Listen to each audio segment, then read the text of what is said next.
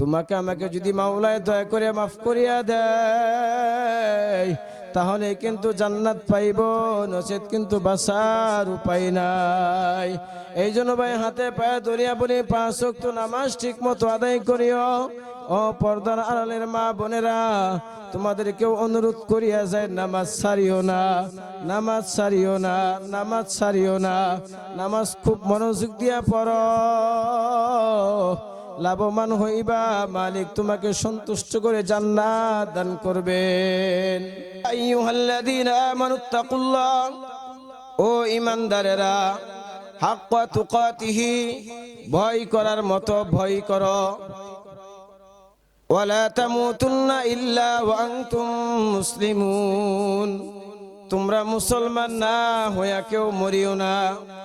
ওরে ভাই দুঃস্থ বুজুর্গ, আমরা তো জানি আল্লাহ তাআলা যেহেতু বলছেন ঈমানদারদেরকে, ও ঈমানদারেরা, আল্লাহ তাআলাকে এমন ভয় করো যে ভয় করার মতো ভয় করো। আমি আপনি যদি আজকে আল্লাহ তাআলাকে ভয় করার মতো ভয় করতে পারতাম, মহান মালিক আল্লাহ তাআলাকে যদি ভয় করার মতো ভয় করতে পারতাম, তাহলে ভাই দুঃস্থ বুজুর্গ আমি আপনি গুনার কাজের ভিতর লিপ্ত হতে পারতাম না। আজকে আমি আপনি যদি ভয় করার মতো ভয় করতে পারতাম, আমার আপনার দ্বারা সুদের কোনো কারবার হইতো না। আমি আপনি যদি মহান মালিক আল্লাহ তাআলাকে ভয় করার মতো ভয় করতে পারতাম, আমার আপনার দ্বারা সুদের কোনো কারবার হইতো না, ঘুষের কোনো কারবার হইতো না। আমি আপনি আল্লাহ তাআলাকে ভয় করি শুধু জবানে বলি, আসলেও মহান মালিক আল্লাহ তাআলার ভয় কিন্তু আমার আপনার ভিতরে পরিপূর্ণ নাই। কথা বলেন ঠিক কিনা? কোন বান্দা বান্দির দিলের ভিতরে যখন মহান মালিক আল্লাহ তাআলার ভয় পরিপূর্ণ নিয়ে আসবে, আল্লাহ তাআলার ভয় যখন কোনো বান্দা বান্দির দিলের ভিতরে পরিপূর্ণ প্রবেশ করবে, ওই বান্দা সর্বসময় চিন্তা করবে আমি কেমনে গুনার কাজটা করব, আমি কেমনে নাফরমানি কাজটা করব। দুনিয়ার কেউ না দেখলে তো আমার মাওলাই আমাকে দেখতেছে, দুনিয়ার কোনো মানুষ না দেখলে তো আমার মাওলাই আমাকে দেখতেছে। ওরে ভাই দুঃস্থ বুজুর্গ, মনটাকে একটু খুব ভালো করিয়া বোঝানোর চেষ্টা করো, যেহেতু আল্লাহ তাআলা বলতেছেন ভয় করো। ও ঈমানদারেরা, ভয় করো, ভয় করার মতো ভয় করতে বলছেন।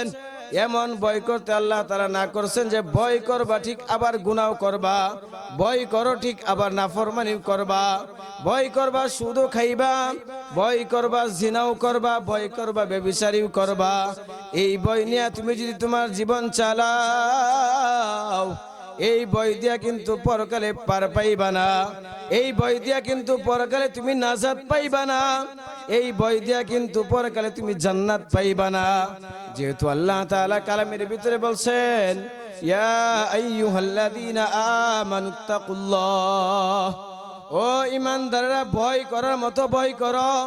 যখন আল্লাহ তাআলার কোনো বান্দা কোনো বান্দি আল্লাহ তাআলাকে ভয় করার মতো ভয় করতে পারবে, যখন আল্লাহ তাআলাকে ভয় করার মতো ভয় যখন কোনো বান্দা বান্দি করবে, ওই বান্দা সর্ব অবস্থায় চিন্তা করবে যে আমি এখন ইচ্ছা করলেও গুনার কাজ করতে পারবো না, আমি এখন ইচ্ছা করলেও গুনার কাজ করার সুযোগ পাইছি এরপরেও করতে পারবো না। কারণ দুনিয়ার কোনো মানুষ যদিও আমাকে না দেখুক, আমার মাওলা তো আমাকে দেখতেছে। কথা বলেন ঠিক কিনা? এই জন্য ভাই দুঃস্থ বুজুর্গ, মন রে খুব ভালো করিয়া বুঝাও রে মন, আল্লাহ তাআলা যত ভয় করার মতো ভয় করছে এমন ভাবে ভয় করো। আজান হইতেছে। আল্লাহ তাআলা যেহেতু বলতেছেন ভয় করার মতো ভয় করো, আজকে আমি আপনি ভয় যদি ঠিক মতো অন্তরে ঢুকাইতে পারতাম, তাহলে সুদের কারবারের ভিতরে যাইতে পারতাম না, গুনার কাজের ভিতরে যাইতে পারতাম না। আল্লাহ তাআলা সামনে কালামের ভিতরে সামনে আয়াতের ভিতরে বলেন ওয়ালা তামুতুন্না ইল্লা ওয়া আনতুম মুসলিমুন, তোমরা মুসলমান না হইয়া কেউ মরিও না। যেহেতু আল্লাহ তাআলা আমাদেরকে মুসলমান হয়ে এরপর মৃত্যুবরণ করতে বলছেন, ওরে ভাই দুস্থ বুজুর্গ, আমরা তো জানি আমরা মুসলমান, তো আল্লাহ তাআলা আমাদেরকে আবার মুসলমান হয়েই মরণ করতে বলছেন, কিন্তু আমরা তো জানি আমরা মুসলমান, আল্লাহ তাআলা আবার কেন বললেন? ওরে ভাই দুস্থ বুজুর্গ, খুব ভালো করিয়া বুঝো, মহান মালিক আল্লাহ তাআলা যে আমাদেরকে মুসলমান হওয়ার জন্য বলছেন, তুমি আমি জানি তো আমি মুসলমান, তুমি মুসলমান। আমার বাবাও ছিল মুসলমান, আমার দাদাও ছিল মুসলমান, আমার মা ছিল মুসলমান, আমি তো তাদের ঘরের সন্তান, আমিও তো মুসলমান। এরে ভাই দুস্থ বুজুর্গ, তুমি আমি যে নামে মুসলমান হয়ে বসে রইলাম, আসলে মুসলমানের কাজ কি, মুসলমানের কর্তব্য কি, মুসলমানের কাজ, মুসলমানের দায়িত্ব কি, মুসলমান হইলে কি হইতে হয়, মুসলমান হইলে কি করতে হয়, এই চিন্তা ফিকির তোমার আমার ভিতরে আজকে নাই। ওরে ভাই দুস্থ বুজুর্গ, শুধু নামে মুসলমান হয়ে বসে রইছি, শুধু নামদারি মুসলমান নিয়ে বসে রইছি। ওরে ভাই দুস্থ বুজুর্গ, দাদাই মুসলমান, বাবাই মুসলমান, মাও মুসলমান, মুসলমানের ঘরে আমার জন্ম। এরে ভাই দুস্থ বুজুর্গ, হাতে পায়ে ধরিয়া থয়া বলিয়া যায়, এই মুসলমানিত্ব নিয়ে যদি মাওলার কবরে যাও, কবরে আযাব থেকে কিন্তু রেহাই পাইবা না। মনকে একটু ভালো করিয়া বুঝাও রে মন। আল্লাহ তাআলা যে মুসলমান হওয়ার জন্য বলছেন, মুসলমান না হইয়া মরণ করতে না করছেন, কিন্তু আমি কি আসলে প্রকৃত মুসলমান হইতে পারলাম কিনা, আমি কি আসলে প্রকৃত মুসলমান হইতে পারছি কিনা।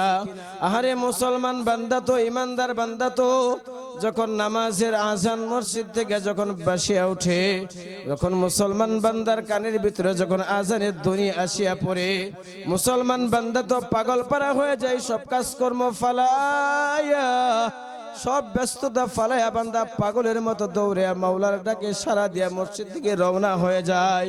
তুমি আমি কেমন মুসলমান, মুসলমান দাবি করিয়া বসিয়া রয়েছে, নামাজের আজান হয়েছে, মসজিদও যাই না। আহারে তুমি আমি কেমন মুসলমান, রমজান মাসে রোজা যাই, তুমি আমি রোজাটুকু করি না। তুমি আমি কেমন মুসলমান, তোমার আমার উপরে হজ ফরজ হয়ে রয়েছে, হজ করতে যাই না। তুমি আমি কেমন মুসলমান, তোমার আমার উপরে যাকাত ফরজ হয়ে রয়েছে, যাকাত আদায় করি না।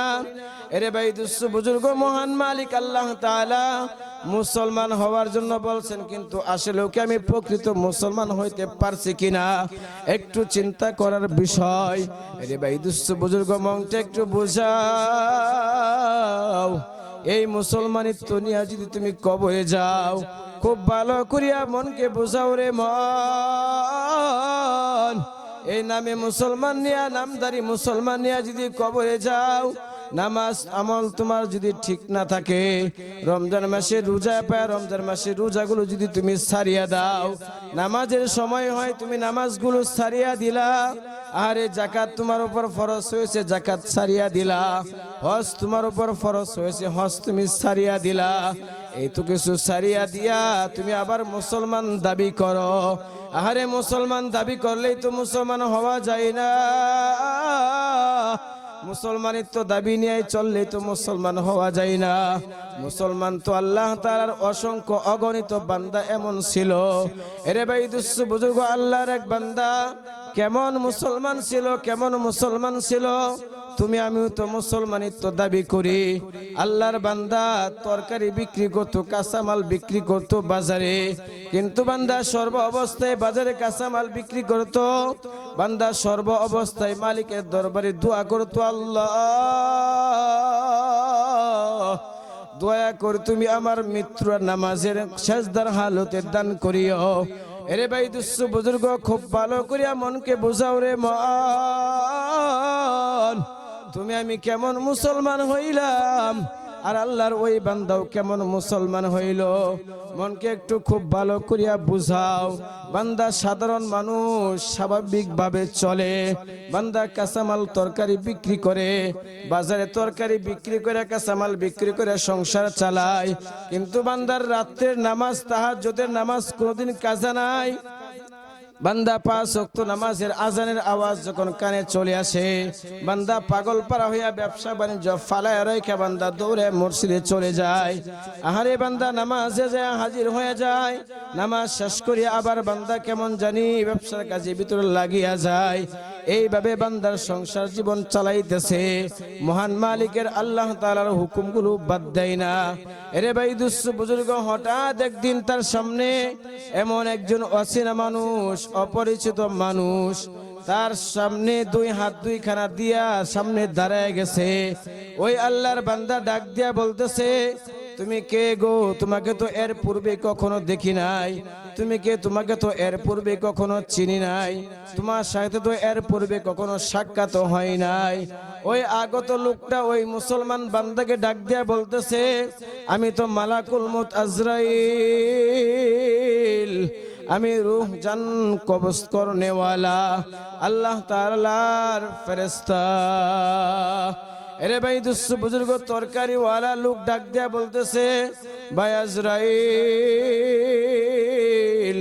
আমি তো সর্ব অবস্থায় মালিকের দরবারে দোয়া করতে থাকতাম, সর্ব অবস্থায় মালিকের কাছে দোয়া করতে থাকতাম যে আমার মালিক আমাকে যেন নামাজের সাজদার হালতে যেন মৃত্যু দান করে।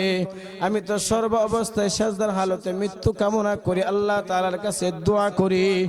এরে ভাই দুঃস্থ বুজুর্গ ওই লোকটা ডাক দিয়া বলতেছে, ভাই আজরাইল, এই যে আমার কাঁধে একটা গামছা দেখতেছ, এই গামছাটাকে আমি জায়নামাজ বানাই, জায়নামাজ বানায়া সময় হলেই আমি নামাজ আদায় করিয়া ফেলি।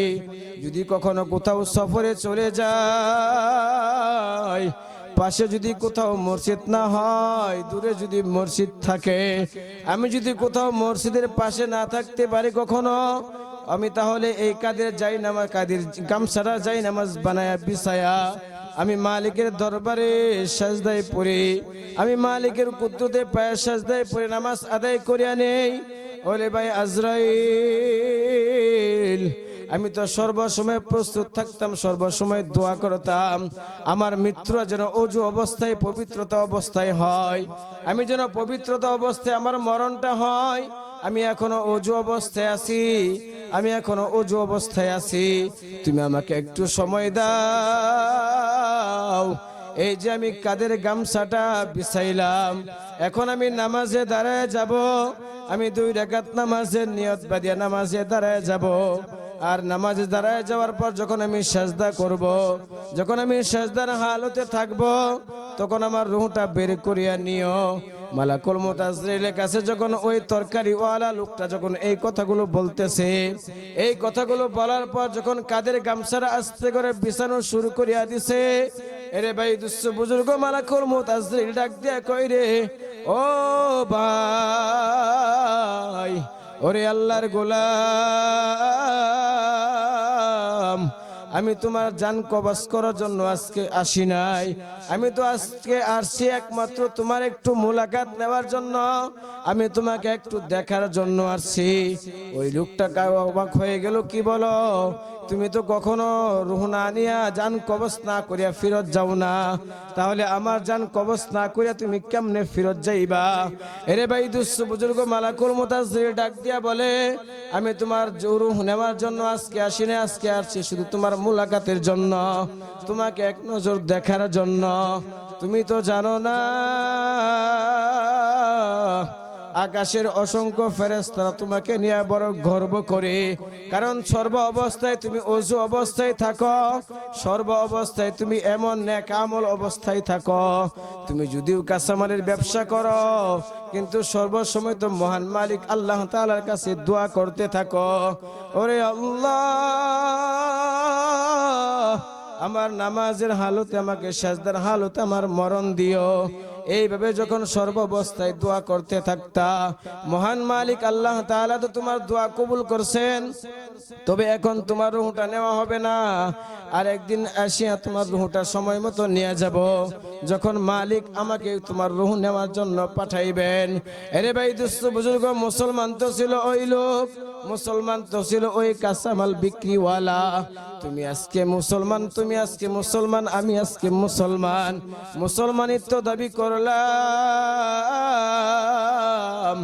আখির নবীর উম্মত দাবি করলাম, কিন্তু আসলেও এখনো মুসলমানের কাজ কি? মুসলমানকে আল্লাহ তাআলা কেন মানুষ বানাইলো? কেন আমাদেরকে দুনিয়ায় পাঠাইলো, কেন মুসলমানের ঘরে আমাদেরকে জন্মদান করলো। আল্লাহ তাআলা তো তোমাকে মানুষ না বানায় অন্য কোনো মাখলুক বানাইতে পারতো। আর তোমার আমার রুহটা যদি কুত্তার ভিতরে দিয়া দিত তাহলে তো আমি কুত্তা হয়ে যাইতাম। তোমার আমার রুহটা যদি একটা বকরির ভিতরে দিয়া দিত তাহলে আমি তো একটা বকরি হয়ে যাইতাম। তোমার আমার রুহটা যদি একটা শুয়োরের ভিতরে দিয়া দিত তাহলে আমি তো একটা শুয়োরের আকৃতি হয়ে যাইতাম। এরে ভাই দুস্থ বুজুর্গ, মনকে একটু বোঝাও রে মন। কোনদিন তো আল্লাহ তাআলার কাছে তুমি দরখাস্ত করি নাই যে আল্লাহ আমাকে মুসলমানের ঘরে জন্মদান করিও, আমাকে আখির নবীর উম্মত বানায়ো, আমাকে আখির নবীর উম্মত বানায় মুসলমানের ঘরে আমাকে জন্মদান করিও। কোনদিন দরখাস্ত করলাম না, কোনদিন মালিকের কাছে সুপারিশ দরখাস্ত করলাম না। না দরখাস্ত করাই বিনা দরখাস্তে আল্লাহ তাআলা তোমাকে আমাকে বড় মায়া কইরা, বড় মুহাব্বত কইরা, বড় ভালোবাসা তোমাকে আমাকে মুসলমানের ঘরে জন্মদান করলো। এর শুকরিয়া যদি কোনো বান্দা কিয়ামত পর্যন্ত আদায় করতে থাকে, একদিন হায়াত শেষ হয়ে যাবে, শুকরিয়া আদায় করে শেষ করতে পারবে না। কথা বলেন ঠিক কিনা? এরে ভাই দুস্থ বুজুর্গ, এই জন্য 5 ওয়াক্ত নামাজ তোমার আমার পড়ার দরকার আছে না নাই?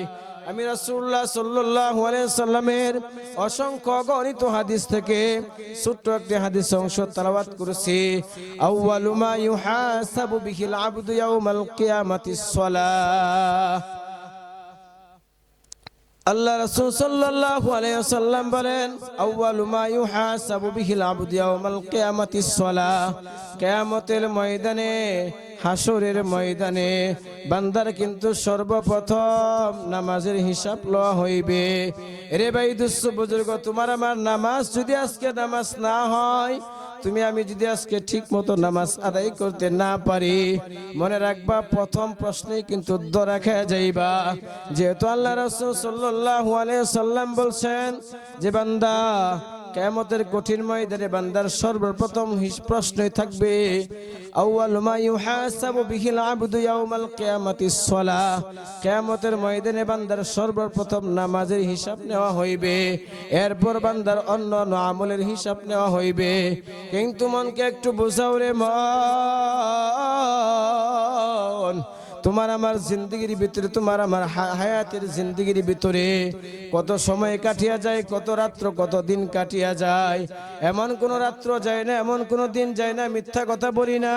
কিন্তু রাসূলুল্লাহ সাল্লাল্লাহু আলাইহি ওয়াসাল্লাম রাসূলুল্লাহ সাল্লাল্লাহু আলাইহি ওয়াসাল্লাম 63 বছর জিন্দেগির ভিতরে একটা মিথ্যা কথাও নবীজি বলেন নাই। কেউ যদি নবীজি মিথ্যা কথা বলছে এই কথা কেউ যদি সন্দেহ করে, তা সন্দেহ করলেই ওই ব্যক্তির ঈমান থাকবে না, ঈমান চলে যাবে। কথা বলেন ঠিক কিনা? ওই ব্যক্তি আবার প্রথম থেকে কালেমা পড়ে মুসলমান হওয়া লাগবে, নচেত কালেমা না পড়লে মরণ পর্যন্ত ওই লোকটা কাফের অবস্থায় থাকবে, নাফরমান অবস্থায় থাকবে। আর ওই অবস্থায় যদি লোকটা মারা যায়, লোকটা বিনা হিসেবে জাহান্নামে যাওয়া লাগবে, জান্নাতের কোনো গন্ধও পাইবে না। এই জন্য ভাই দুস্থ বুজুর্গ, মনকে খুব ভালো করিয়া বোঝাও। নবীজি যেহেতু বলছেন কিয়ামতের ময়দানে বান্দার সর্বপ্রথম নামাজের হিসাব নেওয়া হবে, এই জন্য ভাই নামাজ ঠিক মতো আদায় করিয়া, মালিকের হুকুম ঠিক মতো মানিয়া, চোখে পানি নিয়া মালিককে সন্তুষ্ট করিয়া যদি মাওলার কবরে যাইতে পারো, তোমাকে আমাকে যদি মাওলায় দয়া করে মাফ করিয়া দেয়, তাহলে কিন্তু জান্নাত পাইব, নচেত কিন্তু বাঁচার উপায় নাই। এই জন্য ভাই হাতে পায়ে ধরিয়া বলি 5 ওয়াক্ত নামাজ ঠিক মতো আদায় করিও। ও পর্দার আড়ালের মা বোনেরা, তোমাদেরকেও অনুরোধ করিয়া যায়, নামাজ ছাড়িও না, নামাজ ছাড়িও না, নামাজ ছাড়িও না। নামাজ খুব মনোযোগ দিয়া পড়ো, লাভবান হইবা, মালিক তোমাকে সন্তুষ্ট করে জান্নাত দান করবেন।